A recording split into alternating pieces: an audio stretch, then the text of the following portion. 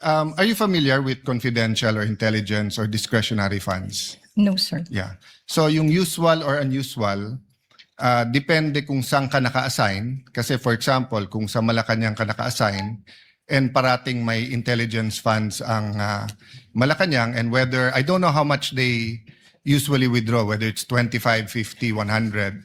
So if they always do it, then it's usual, right? Yes, sir. If they don't, if it's just a one time that year, oh, unusual, bakit suddenly, right? So whether it's you or the previous witness, ang tinatanong lang namin kung usual sa branch nyo. Di ba yung in your case kasi you've been assigned to different branches handling different agencies, but not all agencies have confidential funds. So so yung pag tinanong sa'yo usual, you're just being honest kung again, kung if it's usual or not usual or unusual, right? Yes, Or sir. put it another way, di ba? If you're a kind of person that you love everyone, then I'm first time ko pumunta sa branch mo, I love Alan, then it's usual. Di ba? Sabi nga ni Tom Jones it's not unusual to be loved by you. Di ba? Kung yun yung usual. If you're the type of person naman that you don't like anyone, then suddenly I go to your branch, sasabihin naman ng mga tao doon, ma'am, medyo unusual, ba't mo nagustuhan siya? Di ba? So I think yun din yung isang clarify ni Senator Tulfo, ni Senator Lacson, etc. Na iba yung suspicious and covered kasi may legal implications yon. Yung usual, unusual, we're just trying to get to the truth of what's happening here.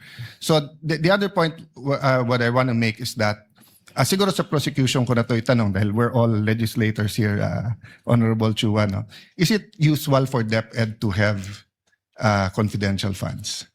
Your Honor, I believe that this is the first time that Yes. DepEd received confidential Yes, funds, Your in Honor. fact, here in the Senate, in caucus, ako lang halos ang nag-object. I think 2 lang kami o 3. Ang sinabi ko nun sa chairman namin ng Committee in Finance, if the Vice President needs that amount, let's put it all in OVP, same amount na nire-request niya kasi at least dun usually naman talaga meron kasi nga, or pwede, kasi Vice President siya eh.